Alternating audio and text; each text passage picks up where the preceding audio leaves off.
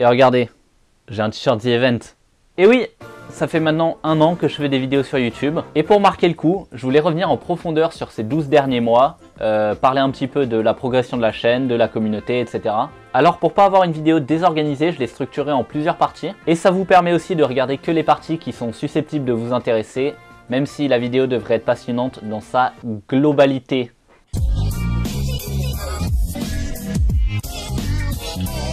Alors qu'est-ce qui s'est passé en 1 an? Je pense que le plus logique ce serait de commencer par le début. J'ai sorti ma première vidéo le 11 octobre 2018, c'était une genre de compilation, un best-of Fortnite avec mon collègue Nixway. Et l'idée c'était vraiment de tâter le terrain, me familiariser avec l'environnement YouTube, etc. Des petits trucs comme ça. Et je crois que j'ai sorti 3 ou 4 vidéos comme ça, mais assez vite j'avais envie de step up mon game on va dire. L'idée dès le départ c'était quand même de pas sauter les étapes. L'un de mes plus gros défauts c'est que j'ai tendance à avoir une grosse idée qui prend énormément de temps. Et à mi-chemin je m'arrête parce que c'est trop difficile ou trop long. Et là pour YouTube c'est justement ce que je voulais pas. Et donc c'est pour ça que j'ai commencé par des vidéos très simples en fait. Ensuite j'ai commencé à écrire mes vidéos.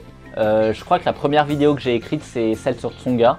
Puis avec le temps, quand j'ai commencé à avoir suffisamment de confiance en moi et en mes vidéos, j'ai fait des facecams, ce que je pensais honnêtement pas du tout faire quand j'ai commencé la chaîne. Tout ça pour en venir au premier épisode de Divers qui est vraiment l'aboutissement de tous ces petits pas on va dire. C'est une émission face caméra que j'ai écrit et développé seul, mais si j'avais commencé par ça, je sais que j'aurais abandonné. Après je pense pas tout savoir non plus, très loin de là même. Je travaille encore à trouver mon style, mon ton, mon rythme, à essayer de construire ma communauté et ça va se faire petit à petit. Je prends vraiment les choses comme elles viennent sans essayer de me précipiter.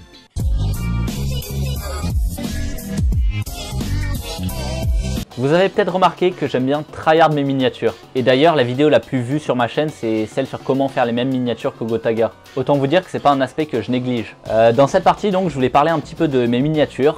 Je sais que c'est totalement narcissique, mais c'est ma chaîne après tout. Et donner un petit peu l'envers du décor de certaines d'entre elles. Si je devais en retenir une parmi toutes celles que j'ai faites, en vrai, c'est un peu dur. En fait, j'aime pas les miniatures qui sont forcément stylées, mais qui sont plutôt explicites. C'est-à-dire que rien qu'en regardant la miniature, tu devrais avoir une bonne idée de ce que va contenir la vidéo. Par exemple, la vidéo sur les miniatures de Gotaga, encore une fois. Donc on a la miniature de Gotaga dans l'interface Photoshop avec le logo Photoshop. Rien qu'en regardant la miniature, tu sais que la vidéo va t'expliquer comment refaire cette miniature. Et détrompez-vous, c'était pas si simple à faire. J'ai dû réajuster, redimensionner, plein d'éléments, c'est pas juste une capture d'écran en fait. Mais en termes de style pur, j'en choisirais 2. Celle sur la vidéo de Tyler One et celle pour le premier épisode de Divers. Je pense que c'est les 2 les plus réussis esthétiquement. Petite anecdote, il y a des miniatures que j'aime pas, mais comme il faut bien que je poste la vidéo, je sors la vidéo avec une miniature que j'aime pas et je la change genre 1 semaine après. Alors dans mes souvenirs, il y a 3 vidéos pour lesquelles j'ai fait ça. Et quand on voit l'avant-après, je pense clairement que c'était pour le mieux. En ce qui concerne la miniature la plus dure que j'ai eu à faire, c'est marrant parce que c'est pour une de mes vidéos les moins vues au final.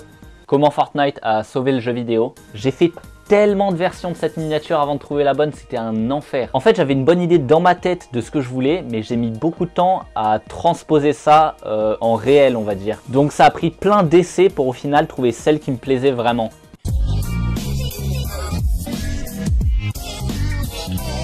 Avec quoi je filme, avec quoi je monte, etc. etc. Beaucoup de questions. Alors c'est susceptible d'évoluer avec le temps évidemment, mais pour le moment, voilà ce que j'ai. En ce qui concerne mon logiciel de montage, j'utilise seulement Adobe Premiere Pro.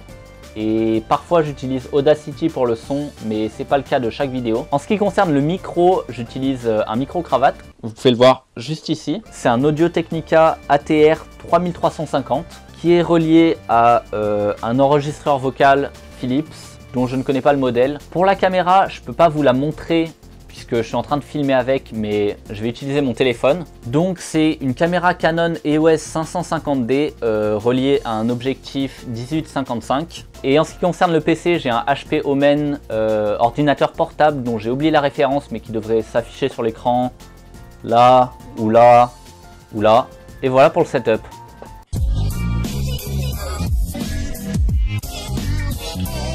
Alors on va un peu se tourner vers l'avenir. Quels sont les projets pour la chaîne? J'ai plusieurs choses à dire là-dessus, mais je pense que le plus important, c'est la régularité. Je veux absolument sortir une vidéo tous les 7 à 10 jours, puisque c'est le meilleur moyen de fédérer une communauté. Internet, ça va vite.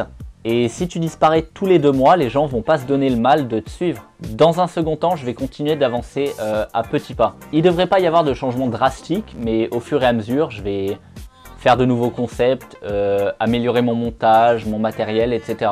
Et en ce qui concerne les vidéos, l'idée c'est surtout de continuer les diverses. C'est l'émission pour laquelle j'ai lancé ma chaîne à la base, et l'épisode 2 devrait arriver fin octobre d'ailleurs. Mais ça exclut pas d'autres types de vidéos, les diverses prennent longtemps à faire et ce serait impossible pour moi d'en sortir un toutes les semaines. J'aimerais beaucoup aussi faire des collabs. Alors ça c'est plutôt sur le long terme, on m'a déjà proposé des trucs mais c'était des trucs assez douteux, donc à chaque fois j'ai décliné. Je pense que collaborer c'est un très bon moyen pour avancer et apprendre sur YouTube. Et même si j'ai rien de concret à l'heure actuelle, c'est quelque chose que j'aimerais beaucoup faire. J'ai aussi une grosse vidéo sur laquelle je vais rien dire, à part qu'elle devrait sortir mi-novembre voire fin novembre et qu'elle devrait sans aucun doute devenir la meilleure de ma chaîne.